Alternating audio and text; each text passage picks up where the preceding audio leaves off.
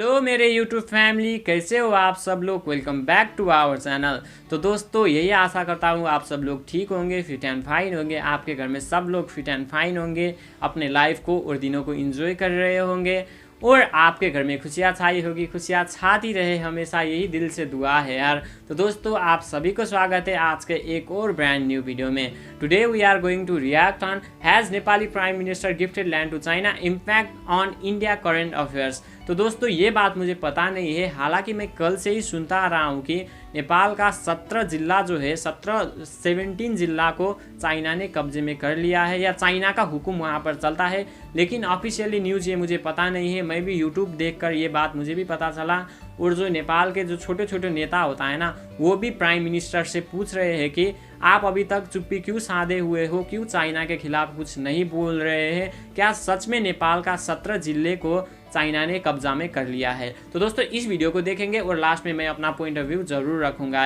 बहुत he requested video थी, आप लोगों को ही पता होगा, आप लोगों में से बहुत ही सारे लोग मुझे इसका लिंक भेज रहे थे, भाई इंडिया और नेपाल और चाइना के बीच में एक वीडियो बनाओ, क्या चाइना ने नेपाल के सच में कब्जे कर लिए हैं बहुत ही सारे जगह को। तो दोस्तों वीडियो देखेंगे, उसके बाद में अपना ओपिनियन जरूर देंगे। वीडियो स्टार्ट करने से पहले मैं अपना इंट्रो देता हूँ। मेरा नाम सागर और मैं नेपाल से हूँ। दोस्तों अभी तक आपने हमारे इस वीडियो को लाइक नहीं किया तो ज़रूर से लाइक कर देना। अगर आप हमारे चैनल पर नए हो तो चैनल को सब्सक्राइब कर देना, साथ ही बेल आइकन को प्रेस करना मत भूलना यार। और आप मुझे इंस्टाग्राम पर भी फॉलो कर सकते हो, इंस्टाग्राम का नेम मैंने यहाँ पर भी दिया है और लिंक मैंने डिस्क्रिप्शन में भी दिया है, फॉलो कर लेना। और अगला रिएक्शन आप किस पर देखना चाहते हो वो मुझे सजेस्ट भी कर सकते हो, आप मेरे से बातें करना चाहते हो वहाँ पर मैसेज भी कर सकते हो, मैं हर एक सब्सक्राइबर से बात करता हूँ यार। तो चलिए वीडियो शुरू करते हैं। 24 जून 2020 को मैंने ये वीडियो अपलोड करी थी कि चाइना एनक्रोच कर रहा है नेपाल की ज़मीन, और ये बात नेपाल की सरकार की रिपोर्ट ने कही है, primarily a report from their agriculture ministry. अब देखो इस रिपोर्ट के बेसिस पर नेपाल की जो ऑपोजिशन पार्टी है, प्राइमरली नेपाल कांग्रेस, इन्होंने एक रेजोल्यूशन टेबल किया है इन द नेपाल पार्लियामेंट और ये कहा है कि सरकार को सच बताना होगा कि चाइना ने नेपाल की कितनी ज़मीन कब्जा ली है और क्या ये ज़मीन हम वापस ले सकते हैं या नहीं। और इतना ही नहीं है, रिसेंटली इकोनॉमिक टाइम्स ने एक रिपोर्ट पब्लिश करी है जहां पर ये बता रहे हैं कि इंडिया भी प्रॉपरली इवेल्युएट कर रहा है कि केपी ओली की सरकार ने कितनी नेपाल की टेरिटरी, कितनी नेपाल की ज़मीन चाइना को गिफ्ट में दे दी है और क्या ये ज़मीन इंडिया बॉर्डर के करीब है, क्या ये जो हुआ यहाँ पर नेपाल में इससे एक सिक्योरिटी कंसर्न खड़ा होता है फॉर इंडिया या फिर नहीं। सो डिस्कस करते हैं इस इशू को। क्या नेपाल ने चाइना को ऑलरेडी ज़मीन गिफ्ट कर दी है, इसका लॉन्ग टर्म इम्पैक्ट क्या होगा ऑन इंडिया, बहुत कुछ आपको जानने को मिलेगा। So lot to know, lot to discuss as always. But before we begin, go to Google Play Store, download the Study IQ education app और यहाँ पर आप हमारा फ्लैगशिप UPSC कोर्स परचेज कर सकते हैं जिसके लिए EMI ऑप्शन भी अवेलेबल है। Now first of all, China और नेपाल की बॉर्डर काफ़ी बड़ी है। नेपाल सिर्फ 2 देशों के साथ टेरिटोरियल बॉर्डर शेयर करता है और चाइना के साथ ये बॉर्डर शेयर करते हैं 1400 किलोमीटर से भी लंबी। और चाइना की तरफ से आप अगर देखो तो जो उनकी एक कम्युनिस्ट पार्टी के लीडर्स हैं, उन्होंने बार बार ये कहा है कि Nepal is part of the 5 fingers of Tibet. ये आपको समझाता हूँ क्या कॉन्सेप्ट है। माओ जेडोंग जो फादर थे of modern day communist China, उन्हीं की लीडरशिप में जो इंपीरियल चाइना था इसका अंत हुआ और उसके बाद कम्युनिस्ट पार्टी ने टेक ओवर कर लिया सारे देश को। तो इन्होंने ये कहा था कि तिब्बत को कब्जाने के बाद भी चाइना का काफ़ी काम बचा है। इनके हिसाब से तिब्बत की 5 उंगलियां हैं जो चाइना बाद में कब्जाएगा। ये उंगलियां अकॉर्डिंग टू माओ जेडोंग थी लद्दाख, नेपाल, सिक्किम, भूटान और अरुणाचल प्रदेश। ये माओ जेडोंग की प्रॉपर स्टेटमेंट है जो इनका एक स्पीच का पार्ट था during a huge parade of the People's Republic of China. Communist party हमेशा चाइना के लोगों को यह बताती थी कि कम्युनिज्म आने से पहले चाइना बहुत कमज़ोर था, उसने काफ़ी लॉसेस सहे और ये बार बार लोगों को रिमाइंड कराते हैं कि कितनी ज़मीन हमने खो दी थी जब कम्युनिज्म चाइना में नहीं था। फॉर एग्जांपल इन्होंने काफ़ी बार बोला है कि जापान ने बहुत सारा लैंड इनसे छीन लिया, ताइवान अलग हो गया। फिर ये कहते हैं कि इंग्लैंड ने, यहाँ पे लिखा हुआ है इनके स्पीच की लाइन है ये, कि इंग्लैंड टुक बर्मा, मतलब कि म्यांमार को भी यहाँ पे काफ़ी बार इंक्लूड कर चुके हैं। भूटान, नेपाल, हांगकांग फ्रांस ने भी इनकी बहुत सारी जमीन छीन ली, पोर्टुगल ने भी मकाऊ छीन लिया इनसे। तो इनकी तरफ से काफी स्टेटमेंट्स इन द पास्ट आ चुकी है जहां पर ये बार बार रीअफर्म कर चुके हैं कि हिस्टोरिकली नेपाल भी चाइना का पार्ट था, क्योंकि by default since Nepal Tibet के अंडर था तो उसके हिसाब से चाइना मानता है कि सिंस तिब्बत इसका पार्ट है तो नेपाल भी इसका पार्ट होना चाहिए। अब हालांकि मैं ये क्लियर कर दूं कि इवन दो माओ जेडोंग और इनके बाद के जो लीडर्स थे इन्होंने ये बात रिपीट करी, चाइना ने officially government to government relations formal तरीके से फॉलो किए हैं। ऑफिशियली चाइना की सरकार नेपाल को मानती है, उसको एक्नॉलेज करती है एज ए कंट्री, मगर जो अपने देश में अपने लोगों को वो स्पीच देते आए हैं उसमें वो बिल्कुल अलग बात बोलते हैं। सो आप चाइना के व्यू पॉइंट से देखो, अगर ये कहते हैं कि लद्दाख इनका है तो मतलब कि यहाँ का बहुत सारा एरिया और कुछ और आगे का एरिया ये कहते हैं कि ये चाइना का है। फिर ये कहते हैं कि नेपाल भी चाइना का है, फिर भूटान और सिक्किम को भी ये चाइना का मानते हैं, फिर अरुणाचल प्रदेश। तो ये पूरी जो बेल्ट है यहाँ पर ये इनके हिसाब से तिब्बत का पार्ट है। अब देखो आज के समय प्रॉब्लम ये है कि शायद नेपाल के इतिहास में पहली बार एक प्राइम मिनिस्टर आया है जो इतना ज़्यादा इन्फ्लुएंस्ड है बाय चाइनाज कम्युनिस्ट पार्टी। पहली बात तो चाइना में इस वक्त जो पार्टी है वही कम्युनिस्ट पार्टी ऑफ नेपाल है, और दूसरी बात जो इनके प्राइम मिनिस्टर हैं वो बहुत ही ज़्यादा प्रो चाइना है। आप इसी बात से अंदाज़ा लगा लो कि वो कितने प्रो चाइना हैं कि नेपाल के सामने आज के समय एक इशू है यूएस के लोन का। यूएस ने अपने एक प्रोजेक्ट के अंडर नेपाल को ऑफर किया है $500 मिलियन का लोन, इंडियन रुपीस में रफली आप कह सकते हैं 3500 करोड़ रुपए। अब नेपाल की कम्युनिस्ट पार्टी ये सोच रही है कि ये अमाउंट ये लोग एक्सेप्ट करें या फिर रिजेक्ट कर दें, क्योंकि वो लोग ये मानते हैं कि ये जो अमाउंट है ये इंडो पैसिफिक स्ट्रेटजी का पार्ट हो सकता है, और अगर ये अमाउंट लेते हैं तो इससे चाइना गुस्सा हो सकता है। तो आज के टाइम में नेपाल में ये भी बात चल रही है कि शायद ये यूएस का लोन रिजेक्ट कर देंगे या फिर यूएस को बोलेंगे कि इसमें काफ़ी मॉडिफिकेशन करो। तो सिंस आज के समय ये स्थिति है और अब नेपाल की सरकार की जो मिनिस्ट्रीज़ हैं वहाँ से रिपोर्ट्स आ रही हैं, उनकी जो अपोजिशन पार्टी है वो भी ये सवाल उठा रही है कि चाइना ने काफ़ी सारा एरिया कैप्चर कर लिया है नेपाल का। अब इंडिया भी प्रॉपरली इवेल्युएट कर रहा है कि कितना एरिया चाइना कब्जा चुका है नेपाल का, और यहाँ पर यही माना जा रहा है कि सिंस नेपाल के प्राइम मिनिस्टर इस इशू को लेकर एक शब्द भी नहीं बोल रहे तो बाय डिफॉल्ट हो सकता है कि केपी ओली की सहमति के बाद ही चाइना ने नेपाल का काफ़ी एरिया एनक्रोच कर लिया है। नाउ हम यहाँ पे प्राइमरली बात कर रहे हैं इस रीजन के आसपास की।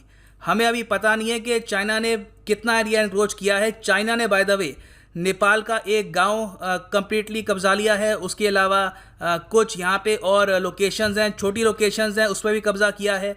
नाउ ऐसा नहीं है कि चाइना सिर्फ यहाँ पर ज़मीन कब्जाने आता है। चाइना का मेन मकसद अभी के लिए ये है जो तिब्बत का डीप पार्ट है वहाँ से यहाँ पर नेपाल की बॉर्डर तक बहुत सारी ये सड़कें बना दें फॉर द चाइनीज़ मिलिट्री। तो उसमें एक कंसर्न अभी के लिए ये है कि क्या इंडिया चाइना की जो बॉर्डर है वहाँ पर तो चाइना ने काफ़ी सारा एरिया कब्जा कर एक बहुत ही इंपॉर्टेंट सड़क कंस्ट्रक्ट तो नहीं कर ली, क्योंकि अगर ये सच है तो इससे इंडिया को स्ट्रैटेजिकली काफ़ी बड़ा चैलेंज फेस करना होगा। दूसरा यहाँ पे खराब एस्पेक्ट ये भी आता है कि नेपाल की पॉलिटिक्स आज के समय बहुत ज़्यादा अनसर्टन है, हर कोई पावर ग्रैब करना चाहता है। अब रिसेंटली क्या हुआ है कि जो कम्युनिस्ट पार्टी ऑफ नेपाल है वहाँ पर बंटवारा साफ दिख रहा है। जो नेपाल के फॉर्मर प्राइम मिनिस्टर और प्रेसिडेंट रह चुके हैं प्रचंडा, इनका नाम काफ़ी फेमस है। इनका वैसे पूरा नाम है पुष्पा कमाल दहाल, मगर इनको प्रचंडा कहते हैं। इन्होंने ओपनली ये कहा है कि केपी ओली हर फ्रंट में फेल कर चुके हैं, कोविड-19 इनसे संभाला नहीं गया, नेपाल की पॉलिसीज इंप्रूव नहीं करी, फॉरेन पॉलिसी में भी ये फेल साबित हो रहे हैं। तो अब टाइम आ चुका है कि प्रचंडा मतलब कि ये वापस नेपाल के प्राइम मिनिस्टर बन जाएं। और इसके पीछे भी रीज़न है। देखो, जब communist party of Nepal initially बनी थी तो उस वक्त दो पार्टीज़ का मर्जर हुआ था। दोनों पार्टीज़ की जो विचारधारा थी वो कम्युनिस्ट थी। एक पार्टी थी प्रचंडा की, दूसरी केपी ओली की। जब पार्टी का मर्जर हुआ था उस वक्त डिसाइड किया गया था कि जो टर्म होगी प्राइम मिनिस्टर की ये हाफ हाफ डिवाइड करेंगे प्रचंडा और केपी ओली। केपी ओली अभी के लिए अपनी कुर्सी छोड़ना नहीं चाहते और इसलिए नेपाल में एक और पॉलिटिकल क्राइसिस आ चुका है। प्रचंडा ने ओपनली कहा है कि केपी ओली को अपनी जो कुर्सी है छोड़नी होगी, नहीं तो हो सकता है कि पार्टी में बंटवारा भी हो जाए। अब यहाँ पे आप सोचेंगे well this is a good thing for India, एक काफ़ी प्रो चाइना प्राइम मिनिस्टर है, अगर इसकी कुर्सी चली जाती है so this is good for India Nepal relations. मगर देखो यहाँ पर इशू इतना सिंपल नहीं है। क्योंकि प्रचंडा बहुत ही आसानी से केपी ओली को हटा नहीं पाएंगे। इसमें काफ़ी इंटरनल पॉलिटिक्स चाहिए होगी और इवेंचुअली केपी ओली को साथ मिलता है कम्युनिस्ट पार्टी ऑफ चाइना का। इससे पहले आपको याद होगा जून 25, 2020 में the Kathmandu post Nepal based newspaper है, इन्होंने ही रिपोर्ट किया था कि इससे पहले भी कुछ महीने पहले जब कम्युनिस्ट पार्टी ऑफ नेपाल में दरारें पड़ रही थी तो जो चाइना की ऑनवॉय हैं टू नेपाल, इन्होंने सारा जो क्राइसिस है ये संभाला और किसी तरीके से कम्युनिस्ट पार्टी को जोड़ कर रखा।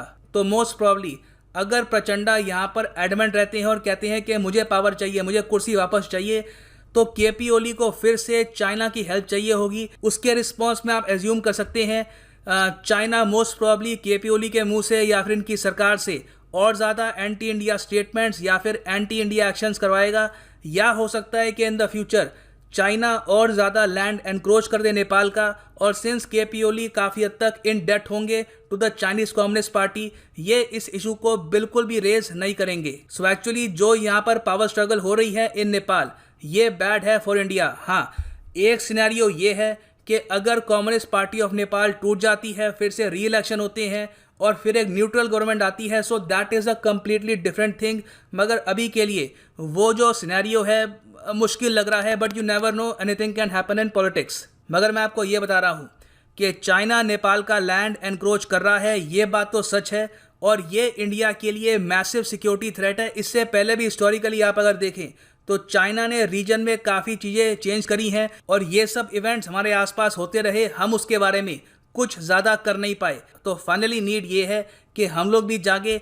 अगर नेपाल की लैंड इंडिया बॉर्डर के आसपास एनक्रोच हो रही है, सो इंडिया को प्रोएक्टिवली यहाँ पर एक्शन लेना होगा, अदरवाइज लॉन्ग टर्म में it will be a huge loss for India. This is the end of this video. Thanks for listening and as always God bless.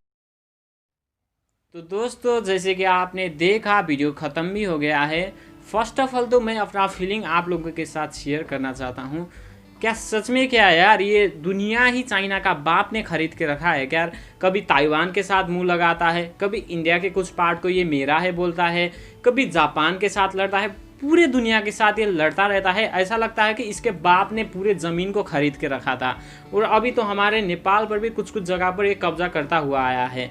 तो दोस्तों ये सुनकर ना इतना गुस्सा आ रहा है, इतना गुस्सा आ रहा है, वो आप फील कर सकते हो। जैसे कि इंडिया के भी कुछ पार्ट को ये चाइना मेरा बोलता है तो हर एक इंडियन को गुस्सा आता होगा, वैसे ही हर एक नेपाली को भी ये बात सुनकर गुस्सा आ रहा है। हालांकि मुझे ये ऑफिशियली पता नहीं है कि सच में कब्जा कर लिया है क्या।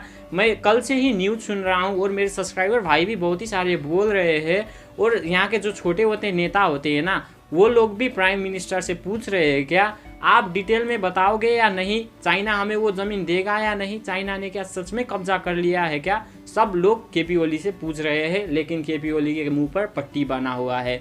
तो दोस्तों उनके बातों से तो ऐसा ही लगता है कि जो चाइना के साइड में नेपाल के लैंड है उन्होंने कब्जा कर लिया है और ये इंडिया के सिक्योरिटी के हिसाब से भी इंडिया को खतरनाक है, क्योंकि चाइना तो यही चाहता है कि नेपाल को कब्जा करते करते करते इंडिया को भी हम इजीली हरा सके। तो दोस्तों लेकिन इंडिया ने नेपाल का रक्षा करने का कसम खाया है, ये आपको पता होगा। नेपाल में कोई भी देश हमला करने से पहले इंडिया के साथ लड़ना होगा, ये हर एक इंडियन को पता है। और आप सभी को ये बात भी पता होगा, नेपाल का हिस्ट्री भी आपको पता होगा। नेपाल को आज तक किसी ने कब्जा नहीं किया और नेपाल के हर एक लोग लड़ेंगे, हर एक लोग मर जाएंगे। मरने के बाद नेपाल को ले लो, हमें कोई बात नहीं, लेकिन हम जब तक जिएंगे ना चाइना को 1 इंच अंदर आने नहीं देंगे। हालांकि नेपाल के बहुत सारे जनता को ये बात पता नहीं है कि चाइना ने कब्जा कर लिया है। अभी तो स्टार्टिंग हुआ है यार, अभी तो न्यूज़ आना स्टार्टिंग हुआ है, तो जनता को पता चल रहा है कि अरे यार सच में चाइना ने हमारी ज़मीन को ले लिया है और हमें कुछ पता भी नहीं। आज तक तो मुझे पता भी नहीं था कि यार चाइना ने थोड़ा बहुत ले लिया है। हाँ, न्यूज़ तो मैंने सुना था कि चाइनीज़ न्यूज़ ने माउंट एवरेस्ट को चाइना का बताया, लेकिन पूरी दुनिया को पता है माउंट एवरेस्ट कहाँ पर है। माउंट एवरेस्ट नेपाल का ताज है, ये सबको पता है यार। और ये बात सुनकर ना चाइना का मुंह तोड़ने का मन कर रहा है यार। सबको सबसे मुंह लगाता रहता है, सबके ज़मीन को कब्जाना चाहता है। मर जाएगा क्या, उसका देश उतना ही बड़ा है तो उतना पे ही चित्ता बुझा के रहो ना, क्यों दूसरे को देश को मेरा बोलते हो।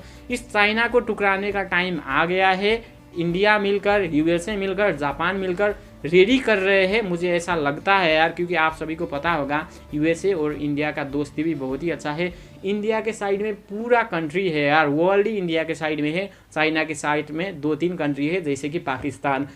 मुझे लगता है ना अब कुछ टाइम में ना थर्ड वर्ल्ड वार शुरू हो जाएगा और चाइना का नाम इस दुनिया से मिट जाएगा।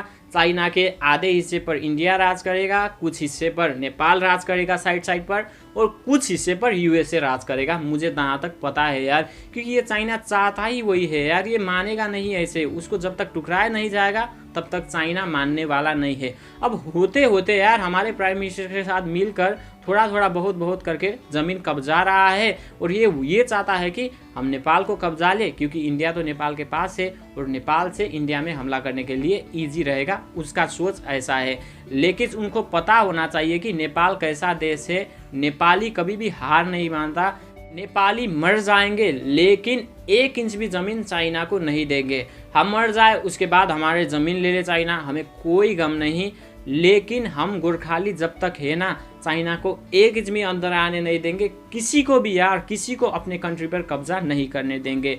ये मेरा दिल से बोल रहा हूँ यार। और चाइना तो मेरा सबसे हेटेस्ट कंट्री है, सारे दुनिया के साथ वो झगड़ा करता रहता है, पूरे विश्व में ही अशांति फैलाता है यार। तो दोस्तों आपके क्या राय है इस बात पर मुझे कमेंट करके ज़रूर बताना। और ये चाइना को पता होना चाहिए कि गोरखाली क्या है, नेपाल क्या है। तो दोस्तों चलिए आज के लिए इतना ही, मिलते हैं किसी और वीडियो में, तब तक के लिए bye bye, take care, love you all, जय नेपाल, जय हिंद।